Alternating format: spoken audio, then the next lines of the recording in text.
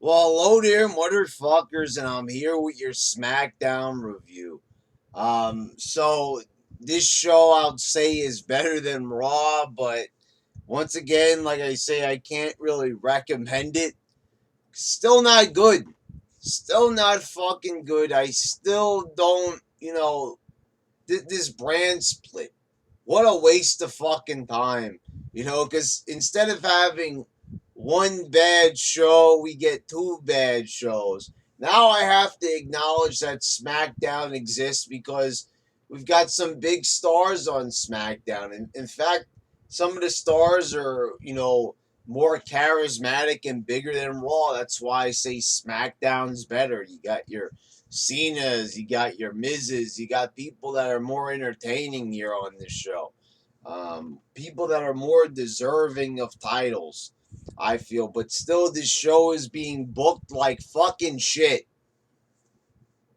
We start off with Alexa Bliss and Becky Lynch, and this contract signed. This promo wasn't bad. I do like Alexa Bliss's heel character. There's just something like I don't find her like appealing or attractive. I thought the Harley Quinn costume was cute. It's a change, it fits her heel character. But this girl's face, the way how they do her makeup, I don't know if it's intentional, but she's like, like whoa, like like the face. It's like a face for radio. I mean, maybe not that bad, but her face is a little scary. I mean, the way how she looks, like that. This is like a person that I can't accept as a baby face. That's why when I saw her for the first time in NXT, I was like, okay, It's kind of hard to get behind her with a face like that, but as a heel, her face kind of fits. It makes her more despicable. She looks mean, is what it is. Like, you ever heard of resting bitch face? Well, this is like resting for eternity. It ain't going away. She looks like a fucking eternal bitch, and I don't know how to describe like what she looks like. Some kind of fucking. You ever like look at one of these like statues in one of these like antique stores? Like, hey, like whoa. So she attacks Becky. She throws the contract signing table on top of her. Daniel Bryan is just standing there watching this whole thing. Oh, like, and fucking Becky Lynch chases after her. End of segment. It was okay. They both did an all right job on the mic. Not a bad segment. The Usos defeated American Alpha. Um, I don't know where they're gonna go now with American Alpha. Like, this is the same situation like with Slater and Rhino. It's like they didn't know where to go with it. They had a couple. They finally get ideas, and then they don't even know how to book them, or they wait too long to book shit, and then they just fuck it up. Like, when you turn a team that's as popular as the Usos, or at least as well known as the Usos, you probably want to give them the tag titles to really cement the fact, that they're heels now and they mean business. So winning the titles would go a long way in trying to push this idea of a heel turn. But they gave the titles to Heath Slater and Rhino because, well, they're more entertaining, they're funny, and that's why I didn't really bitch too much about it. On the other hand, you have American Alpha that had them beat a whole bunch of tag teams, including the Usos initially, and now they've lost to the Usos when pretty much they were replaced in the tournament. Where's the argument here that, American Alpha, shouldn't they get like a tag title shot by default? Shouldn't they already be number one contenders since they pretty much were going to be number one contenders in the first place? Uh, and now they had to have another match at the pay per view. You know, the American Alpha were well on their way. So what they did was they put two teams that were already in the tournament to face each other to decide who was going to face Slater and Rhino. So shouldn't American Alphas, basically what I'm saying, have an argument that they should be facing Heath Slater and Rhino already without having to wrestle another match? Now they've lost the match, and now it's like there goes their momentum. You know, you would think that they'd come back from the injury and they'd get their comeuppance, but they don't. So now I don't know, what are they going to be doing? Are they even going to be at No Mercy? I don't fucking know. Yeah, Baron Corbin defeating Apollo Crews with Jack Swagger at ringside. I guess this is going to be a match at No Mercy. It wasn't really made that clear. According to JBL, Swagger came to SmackDown because he's a tough guy that wants to beat up other tough guys. I don't know. That statement just sounds so simplistic. It sounds almost moronic. This is why Swagger came here. Not to chase a title. He just wants to beat guys up. I'm sorry he's not Brock Lesnar. It's like Slater doesn't have any interest. Hey, Slater, we got titles here on SmackDown. We've got, find a partner, get a tag title. You could get an Intercontinental title. You could get a world title. No, not interested. All right, then let's just beat up tough guys. I mean, like, are we really supposed to believe that this is the reason why he came to SmackDown? There ain't tough guys on Raw. Braun Strowman, maybe? He came to SmackDown. He wasn't even on TV. So how the fuck could that be the reason he wants to come? I mean, what, are they going to give him the opportunity? I don't see it. Jack Swagger has been in this fucking company since 2008. And they fucked him up ever since then. They gave him a world title. They didn't know how to book the world title run for him. They've done everything under the sun with him. They've paired him with Michael Cole. They've paired him with Zeb Coulter. They've paired him with Dolph Ziggler. They paired him with Vicky Guerrero. They've done all the combinations in the fucking world with this guy. They've done every single thing that they could possibly think of. It all sucked. They were all bad ideas. Any other writers would probably come up with a half-decent idea. And they completely just destroyed Jack Swagger. And now this is attempt number 73 at trying to resurrect the man's career. Corbin beats Apollo Crews. And here's another thing with Baron Corbin. This guy should already be wrestling for the world title. Let's be quite honest. It's obviously they want to do something with the guy, but they won't pull the trigger on him. They won't do something, I mean, once again, it's like Corbin doesn't really have anything going on at the moment. They put him in this whole feud with Kalisto. Oh, he's going to beat up Kalisto, backstage, and the match never happens between him and Kalisto. They just forget about it. I don't know what happened with Kalisto. He's not there anymore. So then they move him on to Apollo Crews, and now he's just going to wrestle Apollo Crews to the end of time. I mean, like, does anybody realize the same thing with Raw? From week to week, nothing fucking moves forward or happens. Everything just stays stagnant, stationary. It doesn't move. The storylines don't seem to go anywhere. It's the same deal on Raw, back in the Attitude Era. Oh, there's that term again, Attitude Era. Every week the story had progression. A new element was introduced to the story, a new thought-provoking element. Why? Why watch this show? The stories are not even stories. This is not how you tell a story.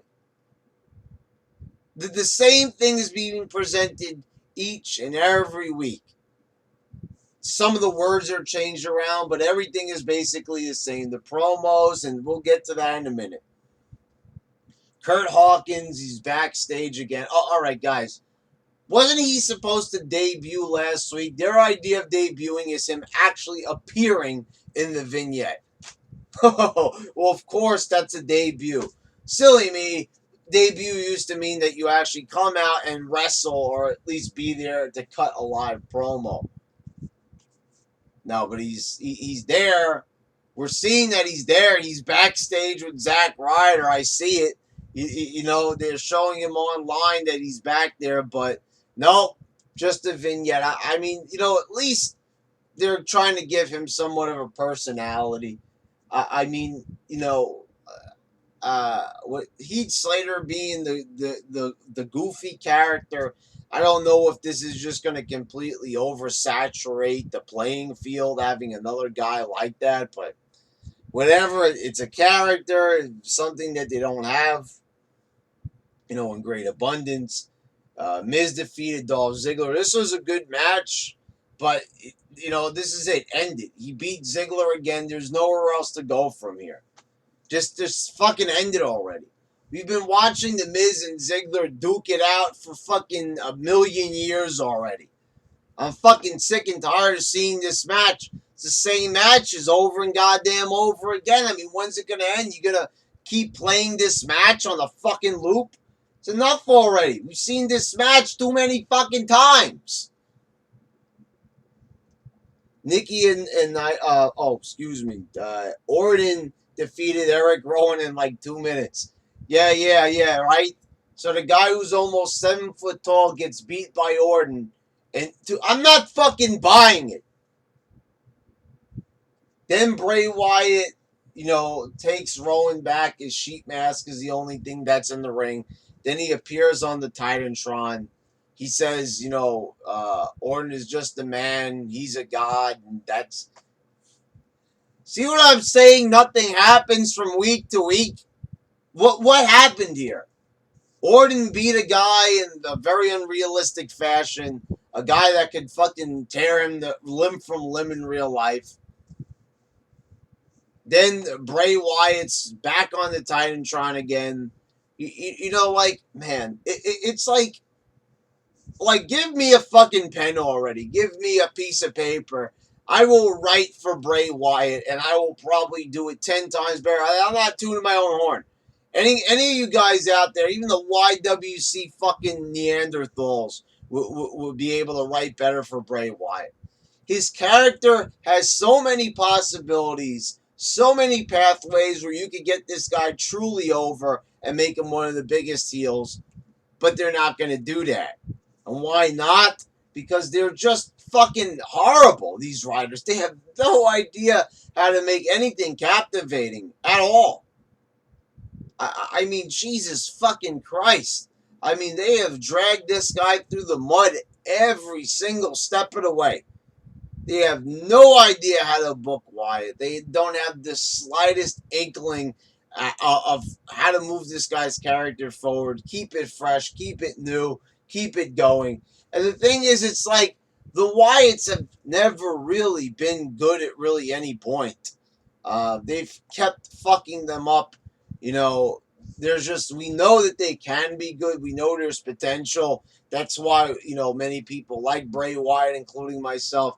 But there's never been like a key moment with the Wyatts where I'm like, oh, wow, this is, you know, there were times during the CENA feud where they did things, you know, all right, but they never really captured the full essence of Wyatt, and they're doing an even worse job now.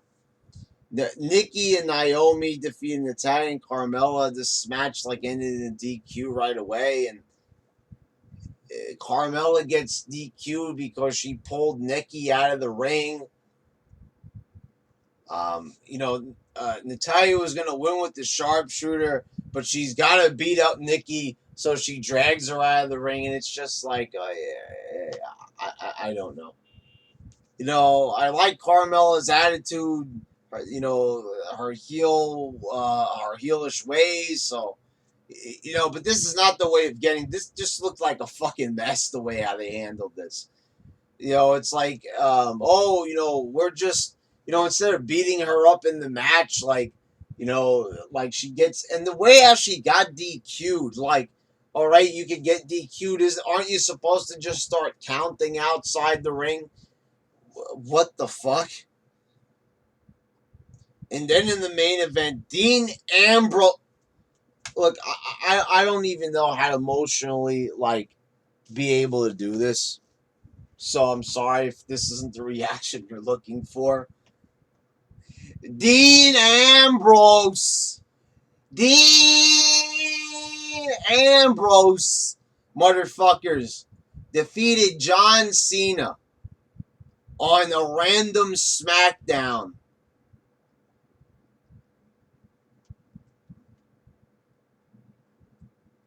Now, Brad, Cena barely loses, right?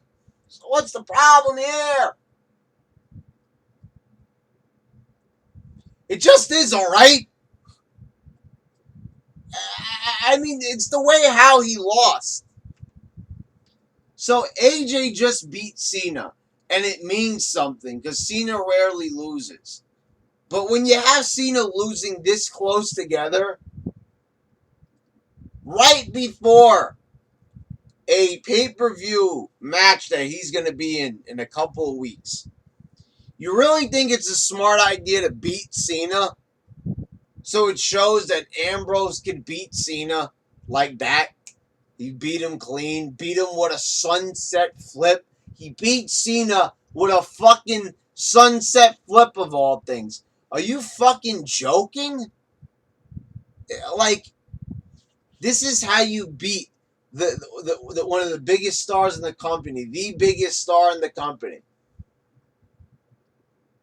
They job him out just like that. Job him out like this is like some shitty fucking indie fed. Like this is the indies, motherfuckers. It's not. And you just beat Cena like he's a piece of trash. You know, Finn Balor was treated better than Cena. Are they jobbing Cena out? What the fuck are they doing?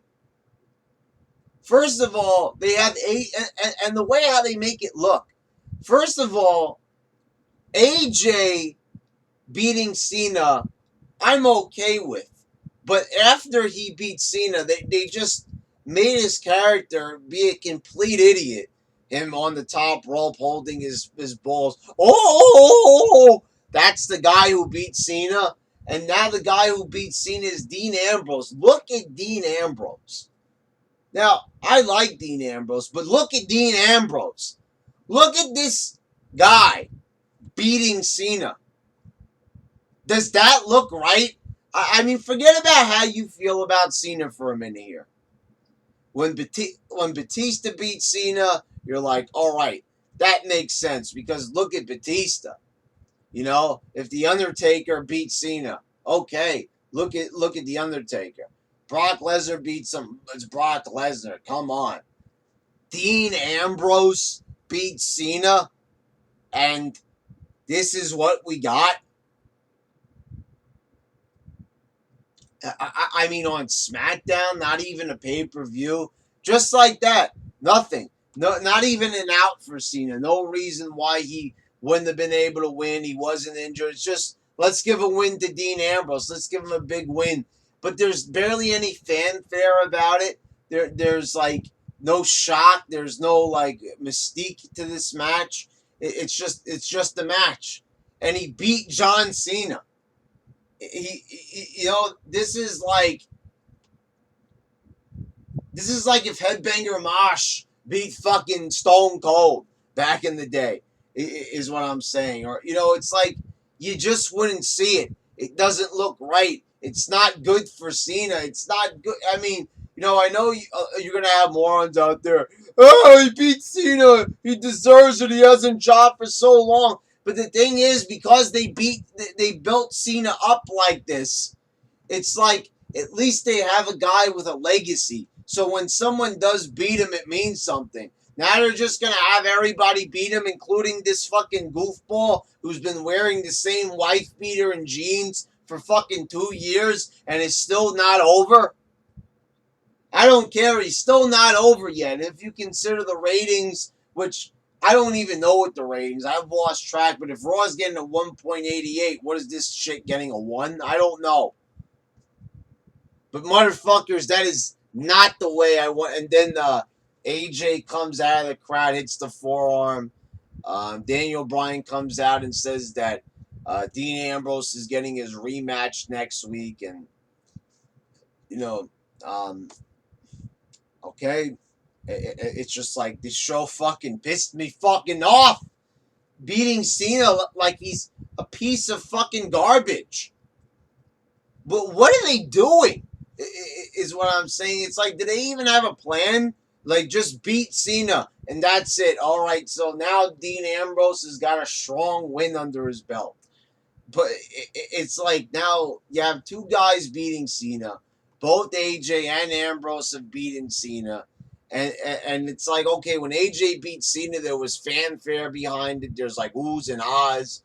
But when Dean Ambrose does it, it's like, and you heard that like JBL wanted to call it an upset, but he says, oh, it's shocking, but it's not really an upset. No, no, no, no, it's an upset. Okay, that's an upset, and it's very upsetting, is what it is. That right there is an upset. A guy that looked like Dean Ambrose 10 years ago wouldn't have beaten Cena. All right? That's just a fact of the matter, motherfuckers. So fuck this show. Fuck SmackDown. Piece of garbage.